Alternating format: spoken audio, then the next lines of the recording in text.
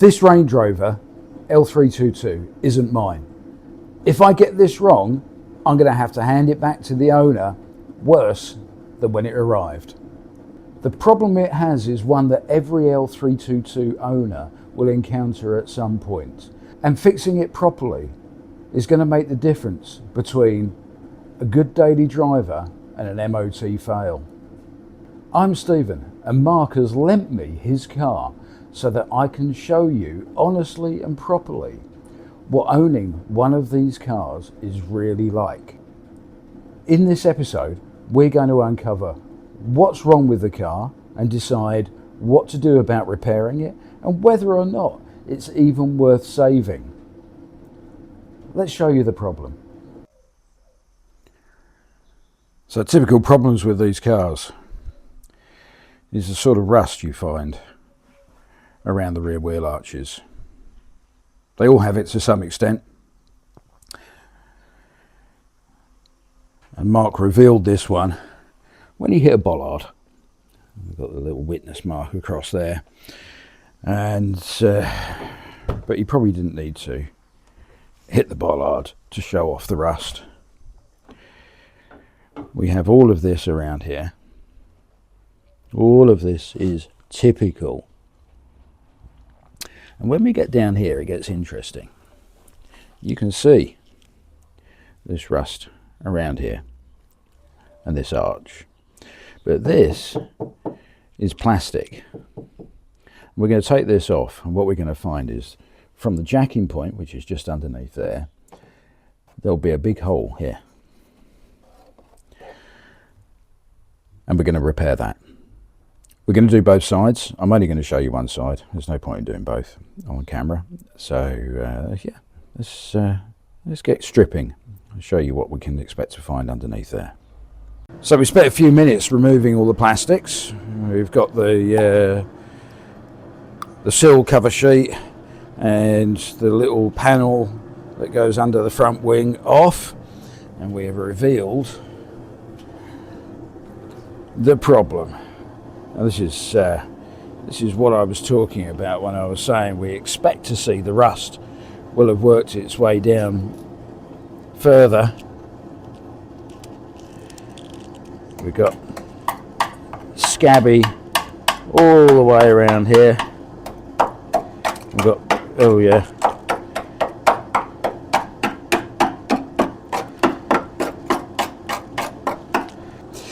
it's actually not as bad as some I've seen. The extent of the rust stops here, goes a little bit underneath, but not very much. But we have got a complete set of repair panels for this piece and for the jacking point. So the next thing we're going to do is take the angle grinder and just cut this piece out here and have a look inside. And then we're going to offer up the repair panels and make some decisions about where we're cutting and how much material we're taking off. A few moments later. Well, I'm very happy with the way this is looking. Let's just show you what I've done. I've cut away what I consider to be the minimum amount of material.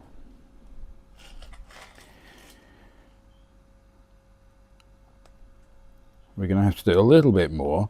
This area here, the inner wheel arch, is going to need a little repair. I'm going to need to take the rear bumper off so that I can get into this bit here where it wraps underneath. And so I'll do that in a moment.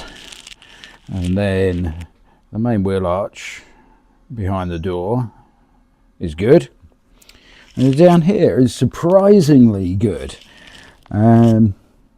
This is the closing panel that's at the back of the sill in front of the arch. It's got a bit of surface rust on it, which I'll get some treatment for. We'll do some rust converter on it, but it is sound, as is this panel here. I've deliberately cut this sill off halfway through this hole because that hole is on the repair panel and I can use it to align to make sure they end up in the right place. I'm going to investigate a bit further under here. I'm going to take this jacking point off from underneath and just investigate this piece underneath here and see if it needs replacing. Obviously it's a bit rough around here and I'll need to tidy that up. So I suspect I will need to replace this piece underneath here, but actually this is sound. So we're not going to take off more material than we need to. However, the only problem we really have is this hole here. And the reason that's a problem is because the repair panel doesn't extend that far. It only comes to about here. And the repair panel for the sill only comes up to here. So this piece we don't have. However, what you might have noticed from the repair panel that we've got, its material comes all the way out here, and we don't need all that material. In fact, although I have done repairs where I've cut all the way up here and down there and put the weld in this area, because this is a large flattish unsupported panel in the rear arch, if you weld there you end up with a lot of heat distortion. It takes a lot of straightening out. So what I've chosen to do here, because the rust was only in the top inch or so of the arch, I've cut it back into the part of the wheel arch which has got this curve in it, where this panel curves out to meet the flat part of the arch, and that will help keep it straight. This is, even in this situation, this is still relatively stiff. So I'm going to cut the repair panel to match this, and then this piece that comes off the repair panel I'll be able to use the same material to repair that. I'll make up a little patch for it and weld that in. So there you go. That's where we've got to so far.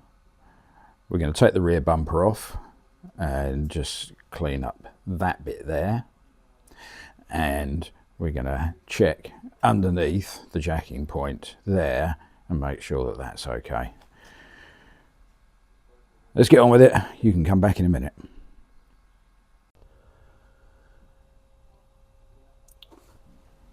So I've had a good look underneath here, and yeah, this is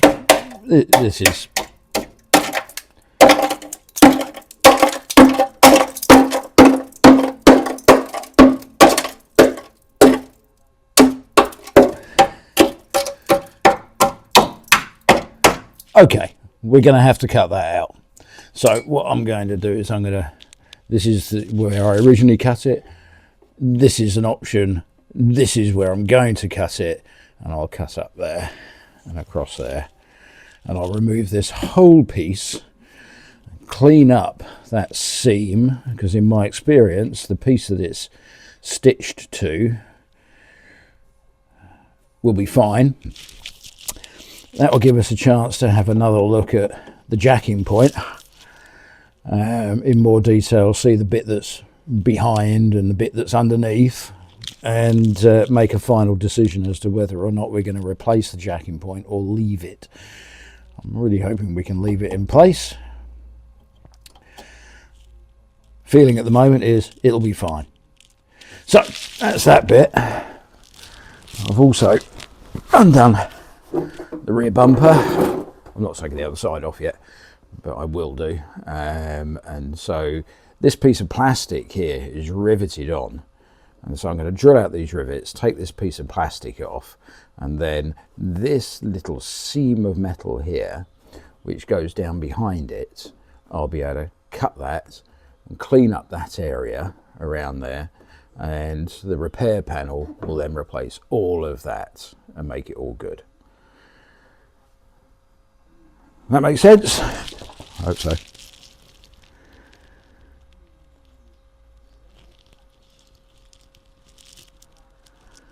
That's it for today. I'm out for lunch with the wife, so we packed up a little bit early after moving the cars around. The Range Rover is now outside and it snowed on it. This we had to get in for a couple of days to do prep work for the next set of videos. The Range Rover is now ready for welding, so that'll be back in the workshop tomorrow or the day after to do that welding, and that'll be in the next episode. So stay tuned, do that subscribe thing, do the bell notification if you want to catch up with the follow-up videos on this one. The Range Rover is probably going to be another 2 episodes, one for the welding and the final one, which will be the paint and final reassembly, and it'll all be lovely. Catch you on the next one. Love ya.